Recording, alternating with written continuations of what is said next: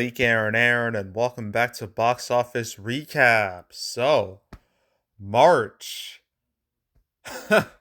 it was it was wild to say the least. Definitely one of the more exciting months I've seen at the box office in quite some time. Because like every weekend of March, there was something to really talk about. There was a major movie that opened every single weekend. And for the most part, things were pretty positive. We had some big hits come out in March, but we also had some big L's. Some huge L's near the end of the month, which I will talk about, don't you worry. But we have a lot to discuss. So, as usual, I'm going to be comparing my own personal predictions to what actually happened because I think that's fun. So, let's get to it. So, March 3rd, the kickoff weekend. Creed 3.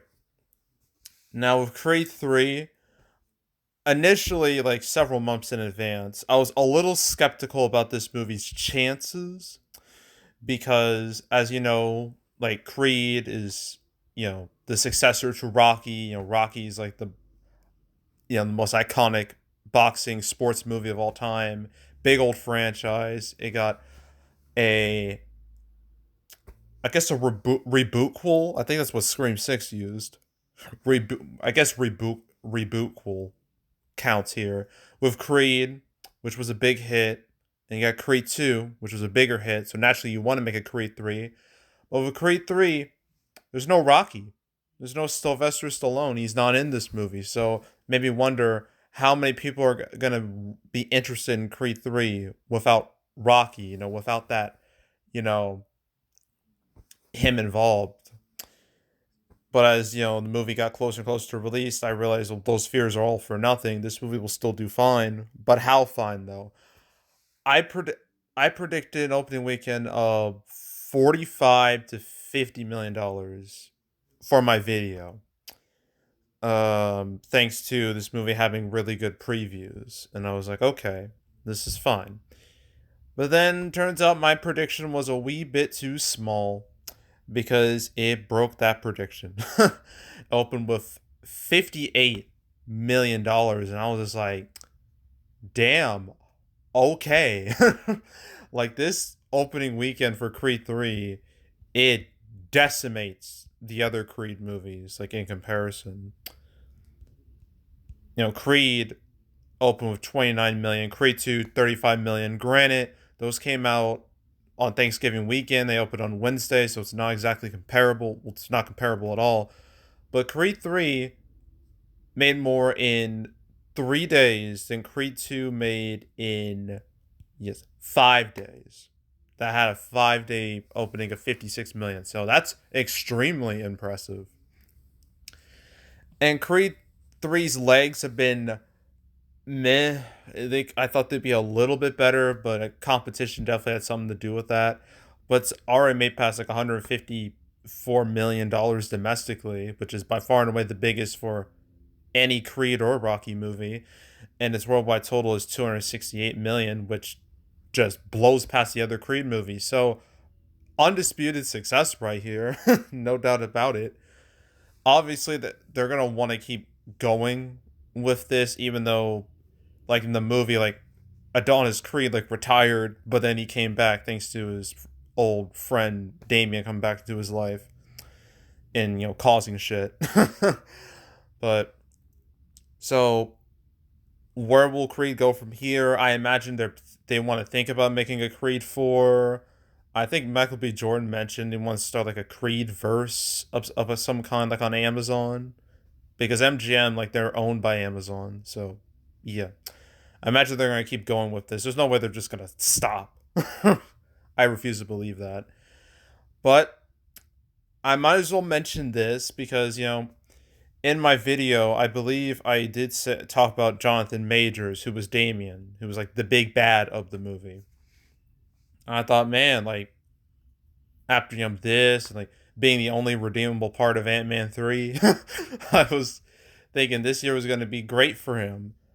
Boy, that aged like milk, because as you know, a couple weeks ago, there was a I found everyone found out that he got like arrested for like alleged assault charges, and I was like, "Ooh, that's bad. That's very bad. That's not something you take lightly ever." So I haven't heard anything since. Really, I haven't heard any like major updates about that, but that's not a good look at all. So I'm like, well, so much for having a great 2023. So yeah, but Creed 3 still, I watched it. I thought it was pretty good. I think this series can definitely survive without like having Rocky there. I think Adonis Creed's story is good on its own. Like the whole theme of the movie is kind of just letting go of I guess the past and just like standing on your own, staying on your own 2 feet. And I think the movie did that very well. So glad it did well, and it got March off to a really good start. So yeah, so that was Creed 3. Next up, Demon Slayer to the Swordsmith Village. This is the second theatrical Demon Slayer movie we've gotten. Well, actually, the last one, which was Mugen Train, that was an actual movie. While this is just several episodes stitched together. It kind of reminds me of like some of those direct to DVD Disney sequels they made like in the early 2000s. I think it was like Atlantis. It was like Atlantis and like Tarzan Jane, something like that, where it was literally just a bunch of like pilot episodes just stitched together to create some type of narrative. That's what this reminded me of. But yeah, so the second Demon Slayer movie. I predicted 10 million. I was like, there's no way in hell this is going to match the first one. That's just not going to happen. um, it was just not plausible because the first Demon Slayer did amazing 2 years ago. That opened with over like 20 plus million, made almost 50 million domestically. Keep in mind, this was when things were very dire for movie theaters. Like, theaters, like, we were in a bad place at that point. But this is like one of those few like moments where like, wait, movie theaters aren't dead moments. But obviously movie theaters are, alive again. They've been alive for a while. So yeah. I didn't think this would match that. I didn't think the new Demon Slayer would match it, and it didn't. And I wasn't surprised. But for its opening weekend, I predicted 10 million and it hit 10 million. I was like, well, okay. I was right about that. But this is the only number I really see because I haven't seen any other numbers. Like my final prediction was like less than 20 million, and the only numbers that were publicly available were it's the 3-day weekend. So I don't know. So I guess that was right again because I said less than 20. So yeah. I mean, for anime, this isn't terrible. I mean, opening with like 10 million, still a nice number considering how this movie was just like several episodes of the anime just stitched together. um, so yeah, I say it did all right for what it is, and that's about it. So moving on, Operation Fortune. Ooh, okay. I need a rant. This is gonna be very off topic, but I need a rant about this movie. Not because I watched it, because I didn't. Nobody did. But I have to talk about something that happened like regarding this movie that just pissed me off so bad that happened last month. So here's the whole thing. I made my prediction video on it, uploaded it, published it. It was all going fine. Then like the 7th, which was like Tuesday, I wake up and I get an email, and it said that they're like, oh, sorry, because of a copyright takedown, your video got taken down. I'm just like, what? I mean, I've gotten copyright claims, plenty of them, mainly music related copyright claims. I even got a complaint for like a thumbnail one time, but I have never had one of my videos taken down. I was like, this is not right. Something's wrong here. And I looked at my YouTube account and I'm like, yeah, the video was removed for violating like copyright. I was like, what copyright? I didn't do anything. I literally just used I've been on this website, like the numbers, like the whole time. Like I wasn't using anything that's not publicly available. Like, what are you talking about? That makes no sense. So I was very pissed off that morning, and I knew this was total bullshit. So I typed up a counter notification, like basically a paragraph explaining why this was bullshit. And I sent it, and then I had to wait for like 10 business days, which was really 2 weeks. That took actually 2 weeks because I couldn't count Saturday or Sunday because those aren't business days or US business days. So that sucked. And I looked into who gave me this copyright strike, and turns out I'm not the first victim of theirs because I looked up their name and I found out they have a history of putting like falsely taking down videos, like falsely giving copyright strikes. I'm like, oh great. I mean, I've heard of this happening plenty of times to a lot of YouTubers. I never thought it would really happen to me, but it did. So yeah, and just me showing this feels like a huge risk, but I don't care because guess what happened? 2 weeks passed. I got no response. Radio silent on the other person's end because they have to respond in like 10 business days. If they don't, the video goes back. The video is back on YouTube and my strike is gone. And that's what happened. My strike was gone. Like YouTube copyright gave me like a Gmail, like, well, since the other party didn't respond, you have your video back. And I was like, great, awesome, because this never should have happened in the first place. So, because of all that bullshit I went through, I will forever hold a grudge against this movie. And you're probably like, Malik, why would you say that? The movie had nothing to do with it. I know it's not the movie's fault, but I'm still mad. So I'm holding a grudge against it forever. For giving me a false copyright strike. So that's enough of my rant. So actually talking about this movie. So I expected nothing from this movie. This movie had like a really just bizarre time getting released. It was supposed to come out last year. I think it was last January. Then it got moved to March. And I was like, okay, March. All right, I'm going to do this. I'm going to do this. And then it just vanished. Disappeared. And I was like, what the hell? Where did it go? What happened to it? And I didn't know, like, I don't think there was any, like, at the time, I didn't see, like, any reason why it was removed. But eventually I found out it's because in the movie, the villains happen to be of Ukrainian descent, like, Ukrainian villains. And considering, the whole Russia invasion of Ukraine, and having because of that whole thing that's still technically going on, so having a movie with Ukrainian villains will look god awful. It will lead to the horrific PRs. So I guess they're just like, no, we can't release this now. We'll just wait until it's, until like the smoke clears, until things get better. And so I just waited and waited and waited for almost a whole year until like literally mid February, they announced, hey, this movie's gonna get a theatrical release in the States in 2 weeks. So it was like a 2 week gap between the new announcement and the new date. 2 weeks. They had 2 weeks to market this movie. Like 2 weeks. You need several months to a year to market a movie. You cannot do it in 2 weeks. It's not possible. You can't do that. And as a result, the movie did very bad.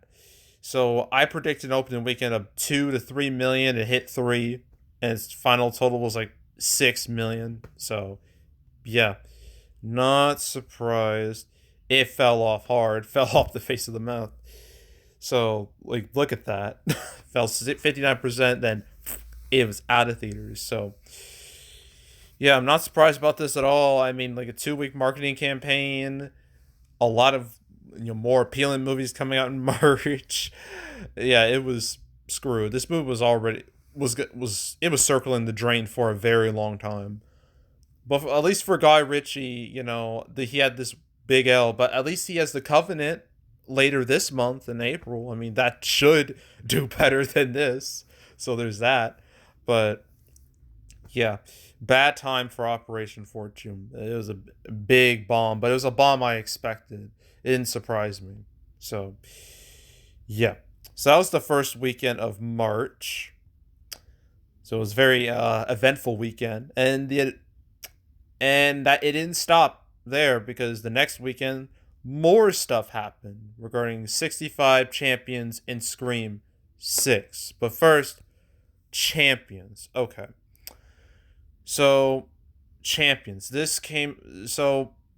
My predictions were very low. I predicted like 5 million opening weekend, like 15 million total, something like that. It hit 5 million, so I was like, look at me. I'm being accurate. And it's now hit over 15 million. So it pretty much hit my range. I wasn't expecting a lot from this. There was no real buzz surrounding it. I mean, the only real thing anyone was talking about was how Woody Harrelson, like on SNL, when he was hosting, he made like some jabs about what is it, Pfizer or something? I don't remember. Yeah, that was probably the biggest publicity the movie ever got, um, which is a really bad sign. But yeah, I mean, basketball movies, they can be like, you think basketball movies would all be slam dunks. You think they'd all be smash hits. They're not. It's a very much a case by case basis, because not every basketball movie can be a Space Jam or Coach Carter or Like Mike or like anything like that. It very much depends. So, and this movie just didn't click with audiences too much, and most people just didn't care, and it did bad. So yeah, not a whole lot to say. It just underwhelmed, very much underwhelmed. But we have one, the one bright spot of March 10th, the one movie that I thought would do well and did do well, Scream 6. So Scream, it's had a long history. You got Scream 1, 2, and 3, and then 11 years later, Scream 4, 11 years later, Scream, well, just Scream 5. I don't know why they didn't want to call it Scream 5. It's Scream 5. And then 1 year later, we're at Scream 6. So this movie kind of had a similar problem to Creed, where Nerve Campbell, or aka Cindy Prescott, she wasn't coming back because of a pay dispute with Paramount. She felt like she wasn't getting paid the right amount. She walked. And so yeah, this movie is the first Scream movie to not have Sydney in it. She is mentioned though, but she's not in it. So that kind of stung. But yeah, there was still a decent amount of excitement for it because the movie was in a new location. We're no longer in Woodsboro. We're finally moving somewhere else to like New York, so that helps it stand out. And Scream 5 was very much well received. It did well financially. And not to mention, you have Jenna Ortega, who was in Scream 5 and Scream 6. She had Wednesday on Netflix, which was a smash hit. So her stock went up huge. So, yeah, this movie had a lot going for it, even with the absence of Sidney Campbell. So,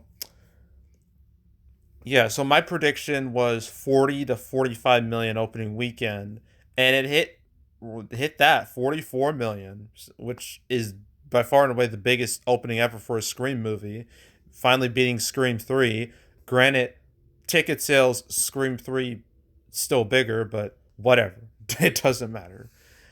And for the final prediction, I didn't quite know if it would hit like a new high for this series, so I predicted like 90 to 100 million, something like that. But now it is the new highest grossing Scream movie, at least domestically. It's hit 105 million and counting, which I'm like, great, that's fantastic. So yeah, it's now the new number one, finally beating the first Scream in raw dollars, not ticket sales, but at least domestically. So that's great. It's a great sign.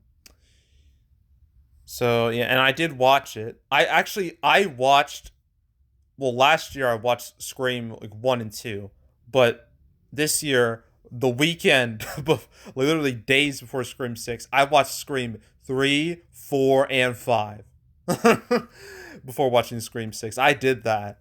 I'm very impressed I was able to do that. But yeah, Scream 3 is the weakest of all the movies. It's it's not terrible, but it's definitely the weakest. 4 is pretty good. It's probably the most socially relevant out of all the movies. Like that one kind of hit me the most with like the plot twist in that. 5 is also really good, a really good way to like reset the series. Well, I guess 4 and 5 reset the series, but 5 was the true reset. And 6, very good. I think the Scream series still has life in it, and obviously they're going to want to make Scream 7. I don't know why they wouldn't at this point. Hopefully they Paramount and Nerve Campbell they pay her better. They give her a better offer to come back so she can show up in these movies again. I'm hoping that's the case. Fingers crossed. But yeah, Scream is alive and well. So, yeah. Yeah, nothing but good things about Scream 6. And then we got one more movie, 65. Oof. Oh man. 65. So I I did not have high expectations for the movie. Like I watched the trailer and I was like, this looks it looks okay-ish. But apparently the movie is anything but okay-ish. I heard the movie is boring as hell. Which is obviously very bad. And reviews were bad, word of mouth was also very bad, so I was like, oh man, this movie's it's going down. It's going down in flames. So I predicted like 10 million, a final prediction of like 20 to 25 million. It did do better than that, but that's not exactly an accomplishment. It's not exactly a high achievement because it only opened with like 12 million and it's now made 31 million domestic, 55 million worldwide on a budget of 45 million. Well, actually, I've seen two numbers, 45 million or 90 million, 91 million. It's somewhere in that budget range, but either end, these numbers are still terrible. Because you mean, yeah. I mean, not much to say. I expected it to tank, and it did tank, and I'm like, well, yeah. Really not much to say. I mean, I heard some people say that maybe they should have, maybe if the movie would have played better if they didn't reveal that it was like 65 million years ago, because that's like the tagline. 65 million years ago. That's like the twist. You think they would save that for the movie. You think 65, the trailer, the marketing would be like, oh, 65 passengers that like died and you have like two that survived. Or the total amount of passengers on the ship before they crashed. But no, they just straight up revealed 65 million years ago. We're in prehistoric times. I'm like, well, that's such a wasted opportunity. Like, why would you do that? That's like what like the fucking Snake Eyes.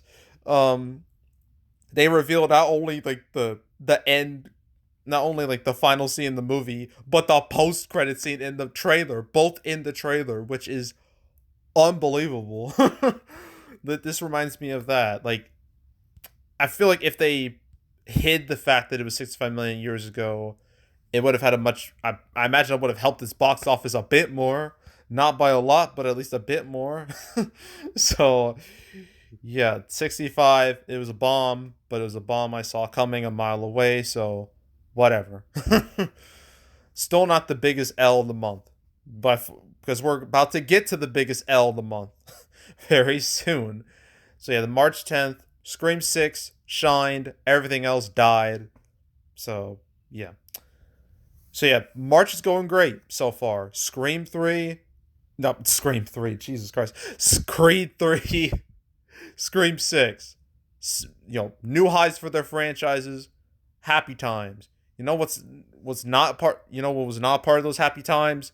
Shazam 2. But before we talk about that, we talk about moving on very, very fast. I didn't expect anything from this. I didn't even know it was going to be released wide to like very late in the game, but literally days in advance. I think I predicted like 500,000 to a million, made like 800,000, made like 2 million total. Who cares? No one is going to remember this movie ever. So, yeah, it's no point really spending a lot of time talking about it. But let's talk about the real event of March 17th. Shazam Fury of the Gods, Shazam 2. Oh my god. Okay. So, Shazam Fury of the Gods, Shazam 2. I don't even know where to begin. There's so much to discuss, and literally all of it's negative. So, when this movie was coming out, several weeks in advance, there was like these tracking numbers come out. Like a lot of movies get like tracking numbers, particularly bigger movies, saying like how things are going right now in terms of like where it's gonna land box office wise. And obviously, tracking can be very volatile, because the final numbers, actual numbers can go way up or they can go way down. You never know. So tracking numbers for this way at 30 to 35 million, I was like, oh my god, what's going on here? I was shocked to see that. I thought it would at least hit like the 40, 50 million range, at least. Because like the first Shazam opened with like 53 million or something like that. And it was received very well by audiences. It made like 140 million. Actually, I can pull it up. I don't need to just tell you. Shazam. Yeah, the first Shazam opened like 50 million plus, made like 140 million domestic, 363 million worldwide. Not a great result for a superhero movie, but considering it's 85 million budget, it's still all right. Still fine.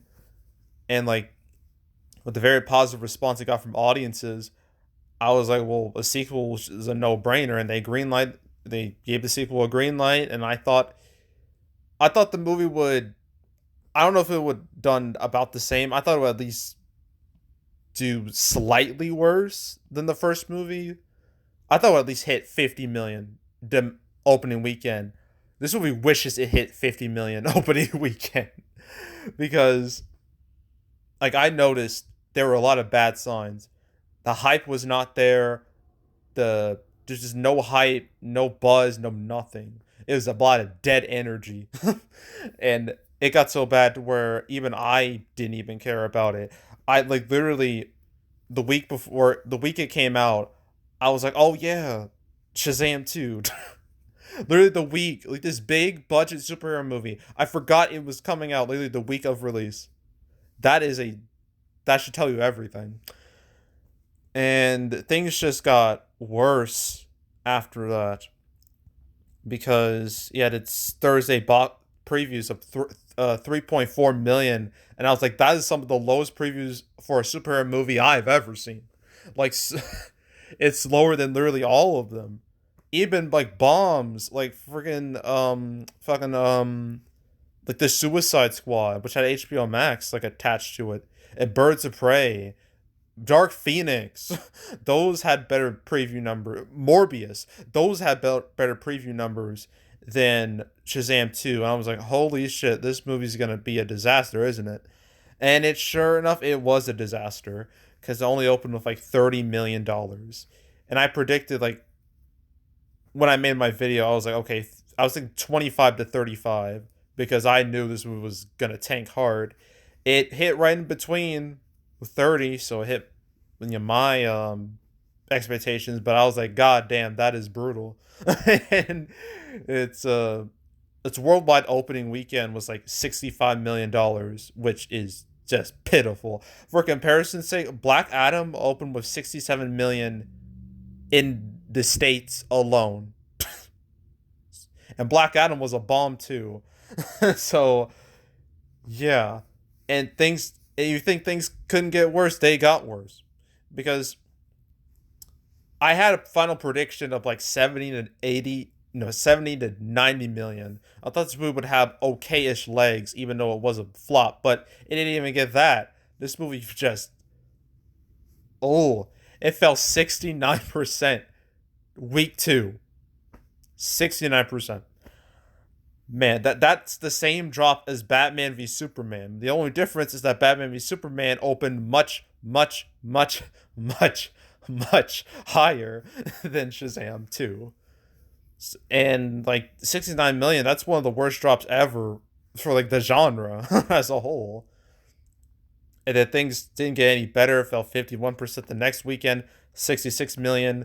the week after that, and it's pretty much is game over. Well, it was game over on day one, but it's pretty much out of theaters at this point. Yeah, it's out of theaters. So it's only made like 57 million domestically. So that's barely higher than the first Shazam's opening weekend. And worldwide 128 million. That's less than Shazam's domestic total. So what went wrong here? What caused this catastrophe? Well, I already mentioned the lackluster hype for it, the lack of hype. The marketing campaign was also very lackluster. It gave you no reason to watch it. It didn't feel like an event movie at all. It just felt like a whatever, just meh type of movie. There's also the fact that this movie, continuity wise, is completely irrelevant because, as you know, the DCEU is no more. It's dead. It's going to be the DCU starting in 2025 with Superman Legacy, with James Gunn, Peter Safran. They're heading that up. So this movie's worthless. It means nothing. Anything that happens in this movie means nothing. Just like Black Adam. Worthless. Absolutely worthless. So that was a big problem. Another problem is that I don't know, like it feels like superhero fatigue is getting stronger and stronger by the day. And I feel like a lot of people are just kind of sick of them. Like there's a clear oversaturation problem, and that problem is causing I feel like it's going to negatively affect all superhero movies coming out this year except maybe two, Guardians 3 and Across the Spider-Verse. Those should be okay, realistically. I think they'll do the best. I think they'll be the least affected by this. But everything else, it's not good. Especially the DCU movies, because they're all irrelevant now. Like, The Flash is probably the most important, and that's because it's supposed to reset the whole timeline and everything. But even then, I don't want to watch that movie. I've said many times, I'm boycotting it. I'm refusing to watch it because of Ezra Miller. And I feel like a decent amount of people might might have like the same mindset of they don't want to watch the movie because of that. And then Blue Beetle, who gives a damn about Blue Beetle? And Aquaman 2, I heard it's was test screenings were a complete disaster. And so yeah, like ugh. It's 2023 is going to be um a turning point for the whole superhero genre. It's going to be the worst type of turning point. So yeah, it's going to be real interesting. So yeah, like Shazam 2, bomb, huge bomb. It cost like 125 million. It barely made that worldwide. So this movie's going to lose money, lots of money. Don't I don't expect to see Zachary Levi as Shazam ever again after this. I don't think I don't. There's definitely not going to be a Shazam 3. That's not going to happen. And I didn't even mention that there's been a lot of talk how The Rock sabotaged Shazam 2 because like I feel like the initial plan was for Shazam and Black Adam to go at it. Have like a those two being in a movie together, which would have been a way better movie than this.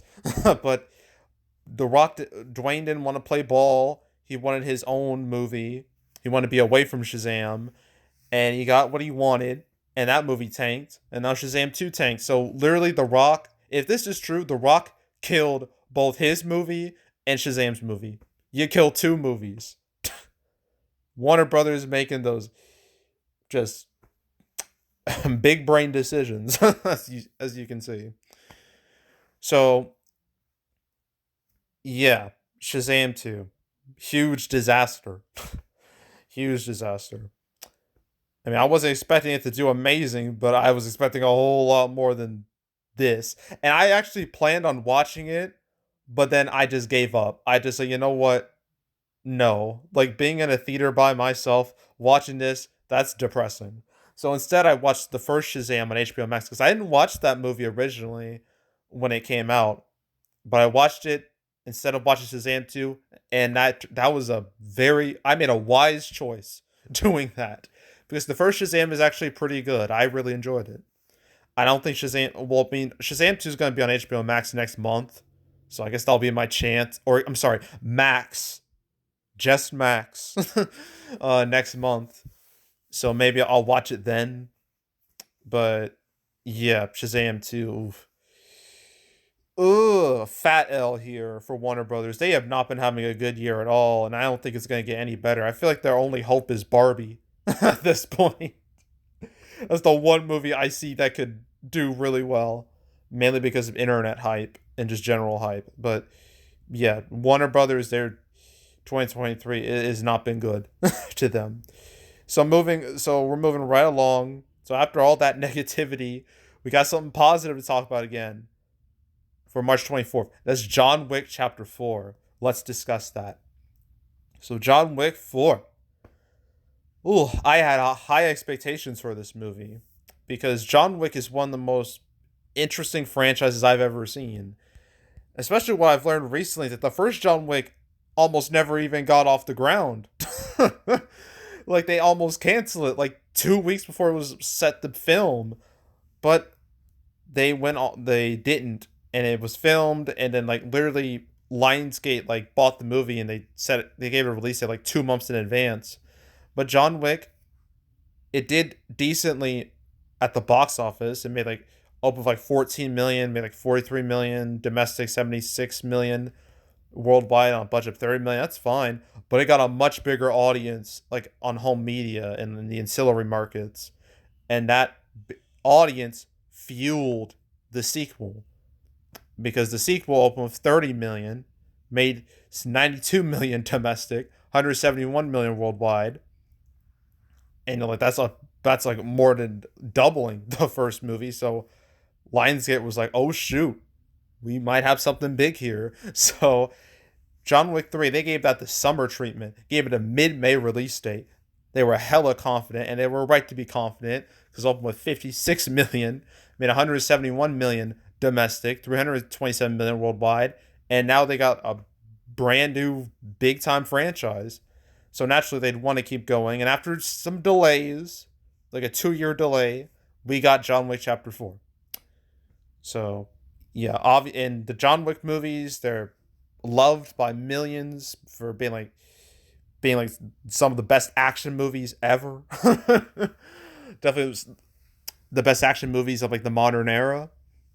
So yeah, hype was huge for this movie. And as I predicted, it opened real big. I predicted an opening weekend of 70 to 80 million dollars. It hit 73 million. I was like, "Yep. I knew it." And so far it's made 154 million, so it's not I don't expect it to reach my 200 million prediction.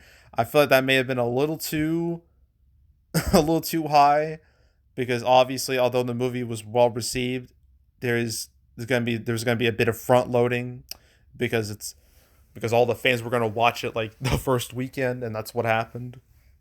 But it's still doing more than all right. Still doing fine.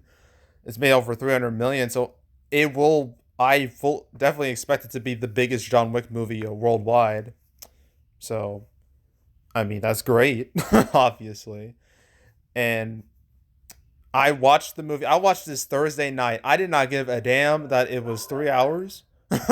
I was gonna watch it, and I enjoyed the hell out of it, especially the final part of the movie. Like it's just like a big old action extravaganza for like 20 plus minutes. It was glorious. um, yeah, I really enjoyed John Wick 4. It was probably the best movie I've watched the whole month of March. Even better than Creed 3 and Scream 6. Both of those movies I really liked, but John Wick 4 is just a step above them, in my opinion. And I feel like another minor thing that may have like fueled this movie's box office a bit was the very tragic passing of Lance Reddick, which happened like about I don't know like a week or so before the movie came out. That shocked a lot of people, including me. I was like, "Whoa, what? What?" Like it was surprising, and it was you know there have been times in the past where like a tragedy can like cause more people to watch the movie just to see like their last work. This happened with The Dark Knight with Heath Ledger. This happened with Paul Walker with Fury 7. I don't think the impact was as big as those, but I feel like there was a bit of an impact because of that. And yeah, I just wanted to mention that. So yeah, John Wick 4, very good place financially. So initially, well, is this a spoiler? Well, the movie's been out for several weeks. Okay, spoiler alert. Um, John Wick's dead. They killed him off in the final, like the end of the movie. They killed him off. I was honestly watching it. I wasn't even convinced that he was dead. I was just like he probably passed out or something. But they showed his grave, and I'm like, holy shit! They killed off John Wick. He is dead apparently, but that may not be the case because I think Lionsgate, like they talked after John Wick 4's opening weekend, they really really want to do a John Wick 5, even though they killed off John Wick. They really want to do another one. So who knows what will happen. But the next, well, I guess, John Wick project, because that's coming out, will be Ballerina, which is a spin off. That's going to come out next summer. So that should be interesting. And there's also a Peacock series, like The Continental, coming out later this year. So yeah, John Wick's become a brand, a big brand now. With spin-off movies and TV shows, like it Lionsgate are taking this deadly serious. Like they want John Wick to be their next big thing, like after like the Hunger Games. So, yeah. John Wick 4, smash hit. Big old hit, deserves it. Glad it did well. You know, I'm really happy for it. And then another movie, The Lost King. I predicted very low expectations, like 500,000 to $1 million. Made like open with like 500,000, made like $1 million. Nobody cares. Let's move on. Okay, now the final weekend of March, the last day of March, 5 movies came out at the same time. Ugh. Oh, that bugged me. That bugged the hell out of me. I hate doing weekends where there's like 4, 5, 6 movies opening that weekend. It sucks so bad because there's only one of those movies I actually want to talk about, one or two max, and the rest I'm just like whatever. That was definitely the case here. I really only want to talk about Dungeons and Dragons, and everything else was just like an add-on. So, yeah. But let's talk about these movies, like the main one, the only one people care about.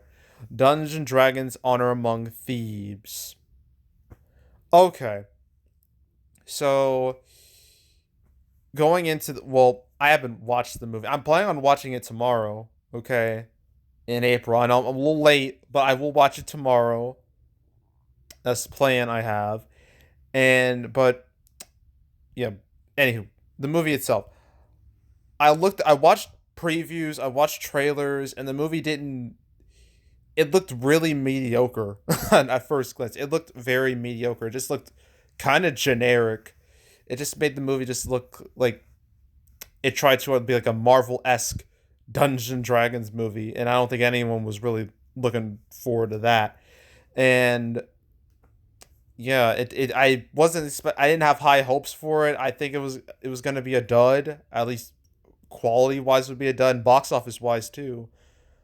But reviews came out and they were very very positive, and I was like, okay, this isn't what I expected. Maybe this movie could exceed my expectation. Maybe this could do better than expected. Maybe it won't be a total catastrophe. And then opening weekend happened, and it's Thursday previews. Granted, they were fueled by several days worth of advanced previews, but like 5.6 million previews. I was like, okay, this movie could really shine. Maybe. And I predicted an opening weekend of 40 to 45 million, around the same range as Uncharted, another movie I had no hope for financially, but that exceeded expectations. So I thought maybe the same would happen with Dungeons and Dragons, but no. After that, it kind of crashed down to earth. It opened with like 37 million, which, that's not great considering its budget of 150 million. That's not ideal at all. And then things only got worse. It fell 63% the next weekend. I was like, what the hell is going on? I thought word of mouth was good. But I feel like that drop was more to do with Mario just soaking up all the box office dollars than like with the quality of the movie. But yeah, and now as of like I guess the 14th of like last Friday, it's now made 68 million domestic. It is not gonna reach my 120 to 130. Not at no chance in hell. It won't even reach 100 million at this rate.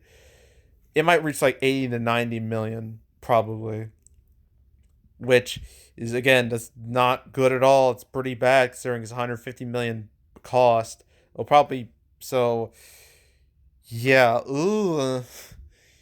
So what went wrong here? I feel like even with the reviews and audience scores being very good, I feel like this movie maybe it was a little too niche because like Dungeons and Dragons is a huge brand. It's been around for decades.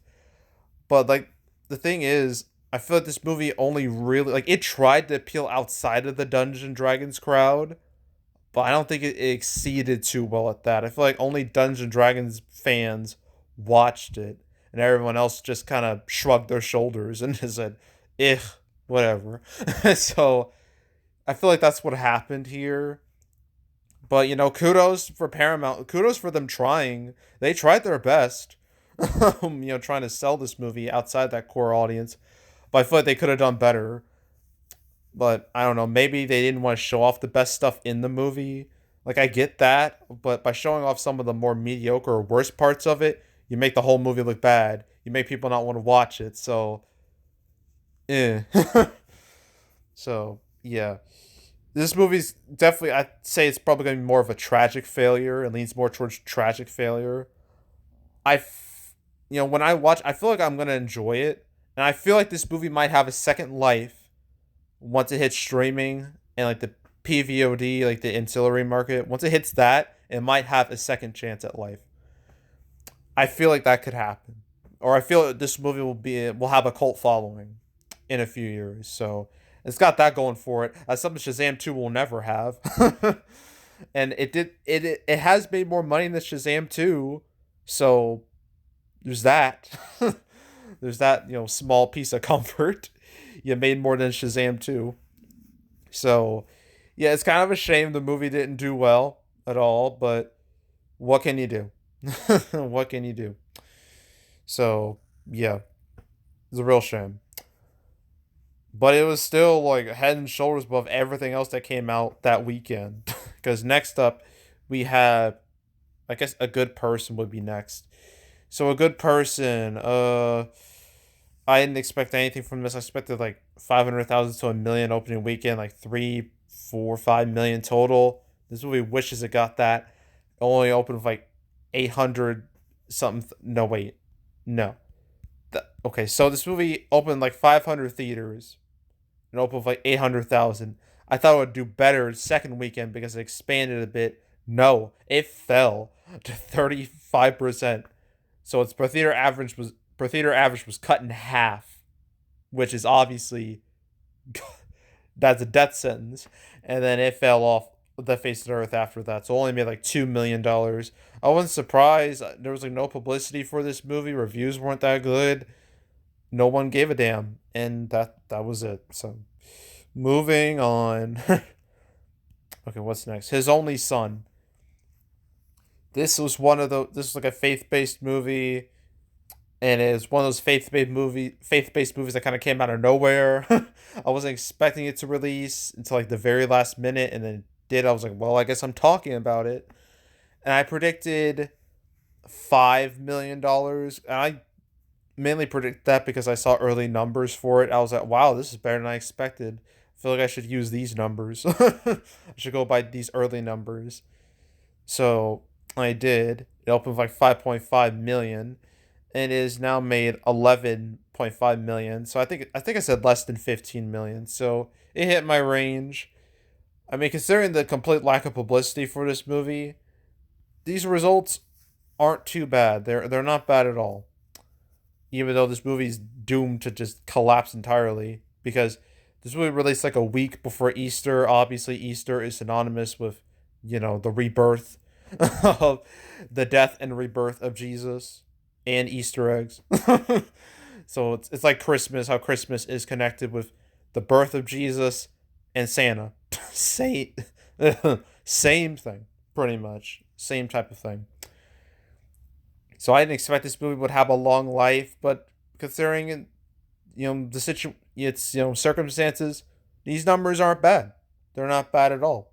So it didn't embarrass itself. So good job, his only son.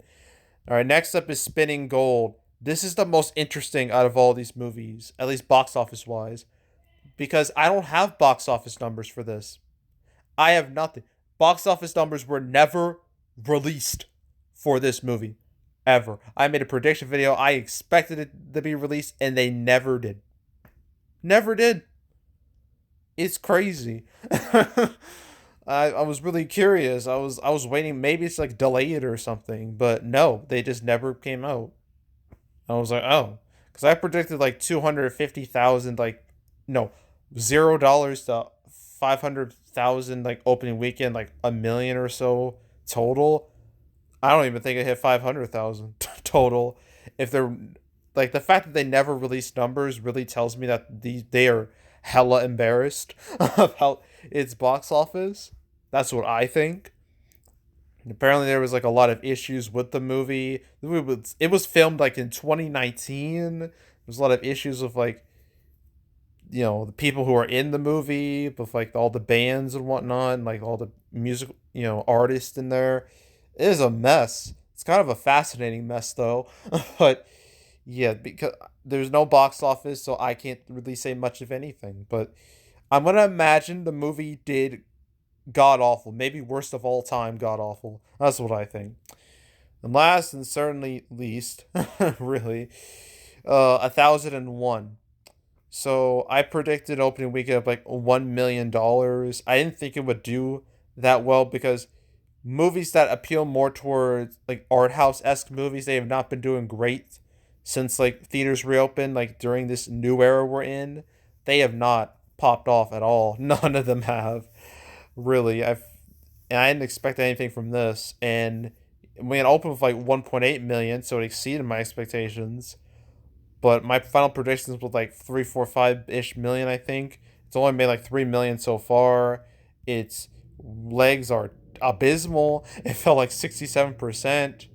It felt like look at 87% Friday to Fridays. Oof. I don't think it's gonna reach past 4. So yeah. Uh, I wasn't expecting anything out of this anyway. I wasn't expecting big numbers. So yeah, just not much to say. But it tanked, and that's it. And that's it for March. Yeah, there's a lot, a lot to go over. Um, a lot of highs and lows. So, but it was a very exciting month for the box office. Sorry about the background noise, dog being stupid. So, yeah, March was a very exciting month. So, and, glad it happened. The first real exciting month of the year. So that was fun. And April is already started wild immediately because we obviously know about Mario. Mario is destroying all expectations.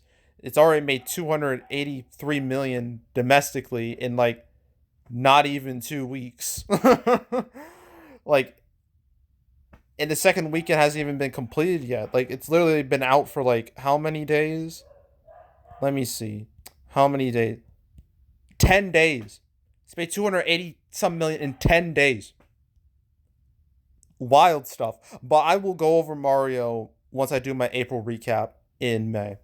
But in March, yeah, April has been real wild thanks to Mario so far. I don't think, and nothing will even come close to it. Nothing will even make half as much, not even a quarter as much. So it's really going to be all. April is going to be the Mario show, and that's it. So can't wait to talk about that. But yeah. So yeah, that's it. That's all. Make sure to subscribe, like this video, leave a comment, turn on notifications, share the whole drill.